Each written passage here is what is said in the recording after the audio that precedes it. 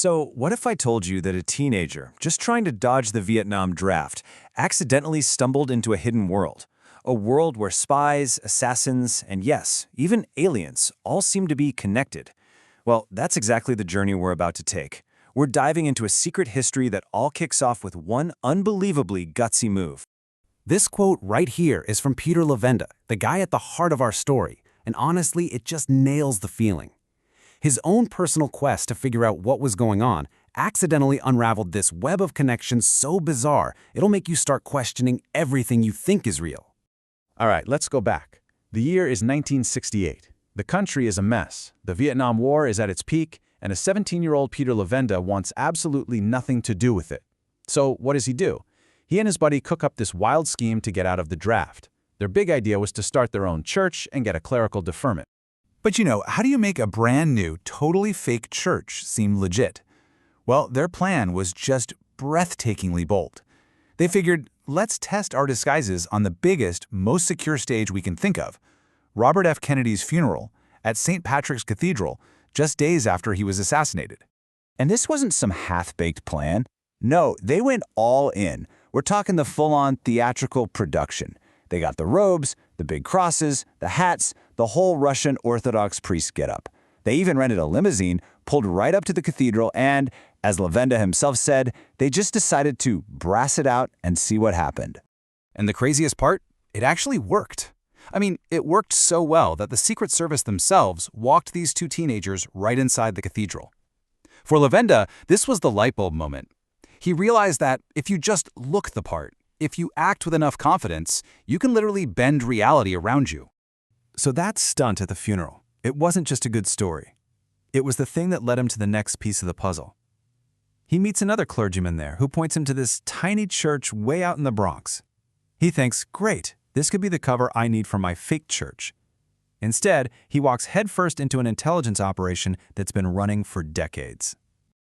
Okay, before we go any deeper, you gotta understand this piece of spy lingo. An NOC, or non-official cover agent, is basically a ghost.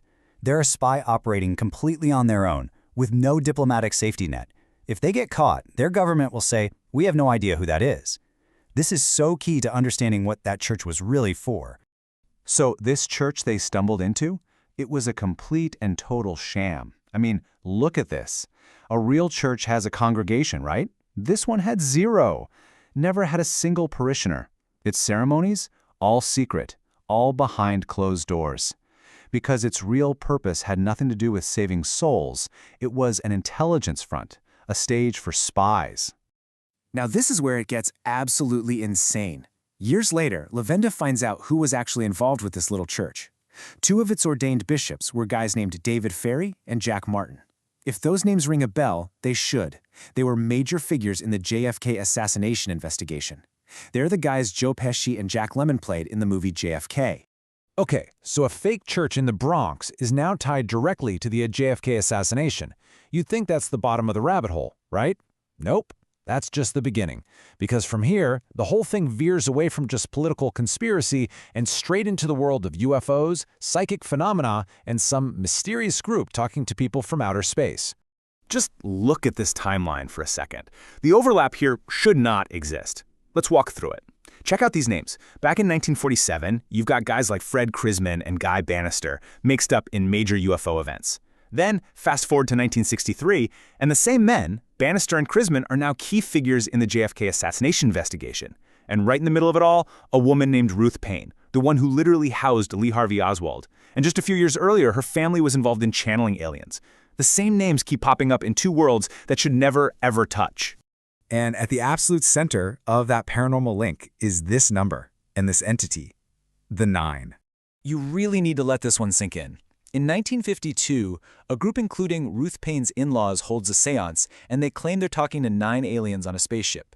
10 years later, this same Ruth Paine gets Lee Harvey Oswald his job at the Texas School Book Depository, the place where President Kennedy was supposedly shot from.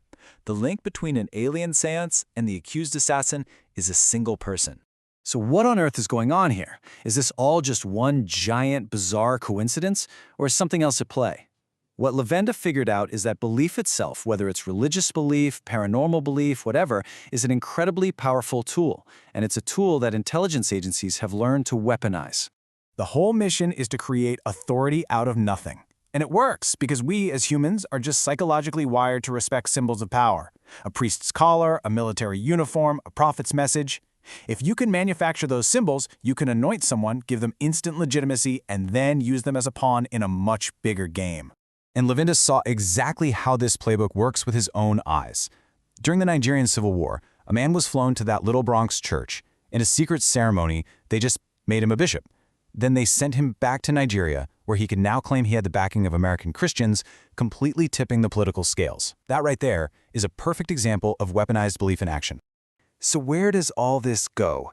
When you follow these threads, from a fake priest to a spy church to assassins and then to aliens, you end up at a place that's just staggering. You are forced to look at a reality that is so much stranger and so much more deliberately built than you could ever imagine. And that's the end result of digging into this web. The solid ground of history that you thought you were standing on, it starts to feel like quicksand. The clean lines you thought existed between politics and spies and the occult, they just melt away.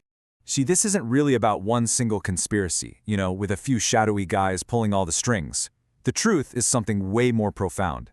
This blurring of the lines, this stew of weirdness, it's not a mistake.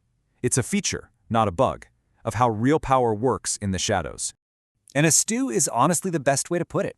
It's just this chaotic, overwhelming mess of spies and assassins and priests and UFO witnesses and aliens all thrown into the same pot. It's almost like it's designed to be confusing, to resist any simple explanation, and to make anyone who looks too closely feel like they might be losing their mind. Which really leaves us with one final and pretty unsettling question. If the official stories of some of the biggest moments in modern history are tangled up in this kind of orchestrated weirdness, what other invisible threads are out there, shaping the reality we think we know every single day? What else is hiding right there in plain sight?